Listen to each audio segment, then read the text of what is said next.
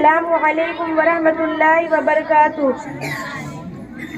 نحمد و نصلی علی رسول الکریم، اما بعد۔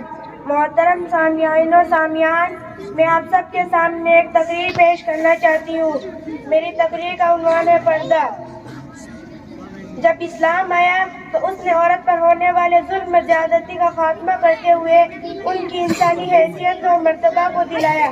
اللہ تعالیٰ سورۃ الحجرات آیت نمبر 31 میں فرماتا ہے، یا ایھا الناس انا خلقناکم من ذکر و انثی، اے لوگو، ہم نے تم سب کو ایک ہی مرد و عورت سے پیدا کیا ہے۔ اور اس بات میں کوئی شک نہیں کہ اسلام نے عورت کو وہی مقام دیا ہے جس کی وہ اہل تھی، اور انہیں یہ حکم بھی دیا گیا ہے کہ وہ تمام اجنبی غیر محرم سے اپنے چہرہ اور زیب و زینت کو چھپا کر رکھے۔ مردوں اور عورتوں کے صدر کی حدود مقرر کر دیے۔ عورتوں کو اس کا تاکیدی حکم دیا گیا۔ عورت کا پورا جسم مردوں کے لیے ستر ہے، سوائے چہرہ اور ہاتھوں کے، یعنی کوئی عورت اپنے چہرہ اور ہاتھوں کے اپنے جسم کا وہ حصہ اپنے شوہر کے علاوہ کسی اور کے سامنے نہیں کھول سکتی، خواہ وہ اس کا باپ بھائی ہی کیوں نہ ہو۔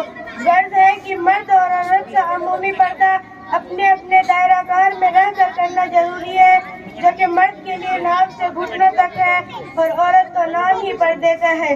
رسول اللہ صلی اللہ علیہ وسلم فرماتے ہیں، المرأۃ عورہ، عورت پردہ ہے۔ آج کل ہندوستان میں دیگر اسلامی ممالک پردے کی جو مختلف صورتیں ہیں عہد رسالت میں موجود نہیں تھی، کیونکہ اس وقت معاشرت اور رہن سہن بالکل سادہ تھی۔ اس وقت عورتوں میں بناؤ سنگار اور زیب و زینت کے اظہار کا اتنا جذبہ نہیں ہوتا تھا، اور وہ ایک بڑی موٹی چادر کو پردے کی شکل میں استعمال کرتی تھی۔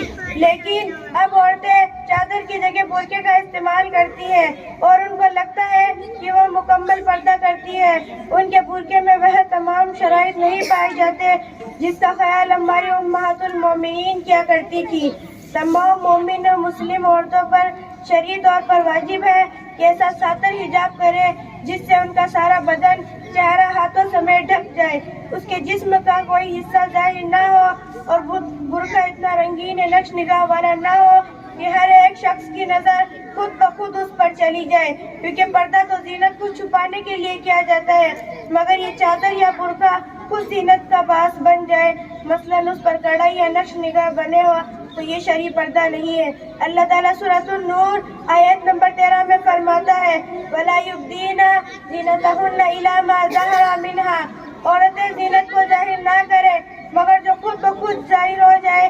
اس آیت میں زینت سے مراد وہ لباس زیور ہے جو عورتیں اپنے حسن جمال میں خوبصورتی پیدا کرنے کے لیے پہنتی ہیں، جس کی تاکید انہیں اپنے خاوندوں کے لیے کی گئی ہے۔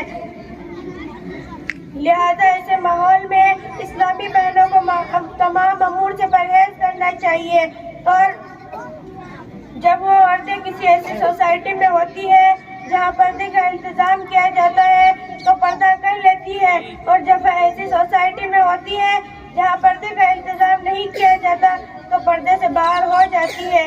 ایسی خواتینوں کو اللہ رب العالمین سے ڈرنا چاہیے۔ اسلامی بہنوں کو معلوم ہونا چاہیے پردہ انہیں گندی نگاہوں سے دور رکھتا ہے، یہ عورتوں کے حق میں خیر خواہ نہیں بلکہ بد خواہ ہے۔ آخر میں رب العزت سے دعا ہے کہ اللہ تعالیٰ ہم سب مسلم خواتین کو مکمل پردہ کرنے کی توفیق دے، اور تمام برائیوں اور فتنوں سے دور رکھے، اور عمل صالح کرنے کی توفیق عطا فرمائے۔ آمین ثم آمین، وآخر دعوانا الحمد للہ رب العالمین۔ السلام علیکم ورحمۃ اللہ وبرکاتہ۔